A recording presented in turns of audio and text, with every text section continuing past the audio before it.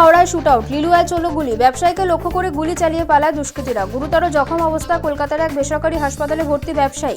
কে বা কারা গুলি চালালো তা স্পষ্ট নয়। পুলিশ ঘটনাস্থলটি ব্যারিকেড দিয়ে ঘিরে রেখেছে।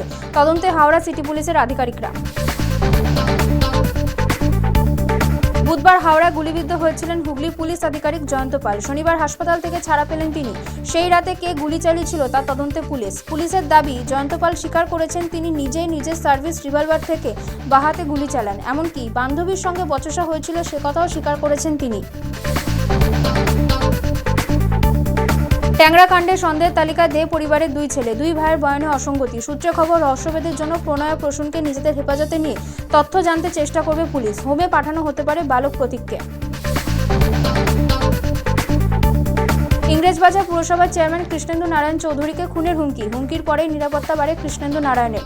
পুলিশের জালে বেশ কয়েকজন ব্যক্তিদের জেরা করে হুমকি ফোন সূত্রের মাথাকে ধরতে চাইছে তদন্তকারীরা। কোথা থেকে ফোন এসেছিল তা জানতে সাইবার বিশেষজ্ঞদের পরামর্শ নিচ্ছে পুলিশ। অস্ত্রের বৈধ দোকান থেকে আগ্নেয়াস্ত্র বিপুল পরিমাণ কার্তুজ কিভাবে দুষ্কৃতীদের হাতে পৌঁছচ্ছে খতিয়ে দেখছে রাজ্য পুলিশের এসটিএফ। বিবাদী বাগের দোকানের ধৃত দুই কর্মচারীকে নিয়ে দোকানে হানা দেন তদন্তকারীরা। মিলিয়ে দেখা হয় নথিও। পরিচারিকার কাছ থেকে কেন্দ্রীয় সরকারি আধিকারিক পরিচয়ে লক্ষাধিক টাকা হাতিয়ে নেওয়ার অভিযোগ। নিউটাউন থানার পুলিশের জালে প্রতারক। ধৃতের নাম সৌরভ কুমার। তার কাছ থেকে গভর্নমেন্ট অফ ইন্ডিয়া লোগো লাগানো একটি গাড়ি এবং একাধিক ভুয়ো নথি বাজেয়াপ্ত করা হয়েছে।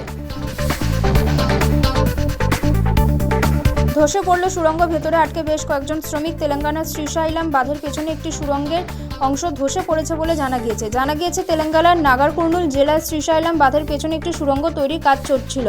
তখনই ঘটে বিপত্তি। দ্য স্যাটানিক ভার্সেসের লেখক তথা বুকার জয়ী লেখক সালমান রুশদির ওপরে হামলা দোষী সাব্যস্ত হাদি মাতার।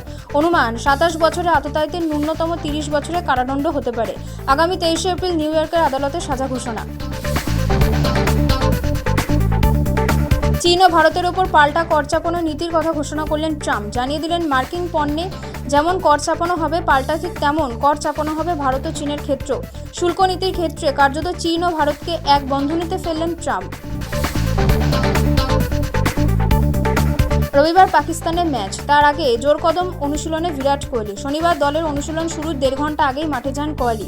একা করেন প্র্যাকটিসও। কোহলির দায়বদ্ধতাকে কুর্নিশ জানিয়েছেন প্রাক্তন ক্রিকেটাররা। সকাল থেকে ঘন কুয়াশার দাপট, বেলা বাড়ার সঙ্গে সঙ্গে আবহাওয়ার পরিবর্তন হয়। হাওয়া অফিস সূত্রে খবর, এখনই দুর্যোগ থেকে রেহাই নেই বঙ্গবাসীর। আলিপুর আবহাওয়া দফতরের পূর্বাভাস অনুযায়ী সপ্তাহান্তেও চলবে ঝড় বৃষ্টি। সোমবারও বিক্ষিপ্ত বৃষ্টি হতে পারে।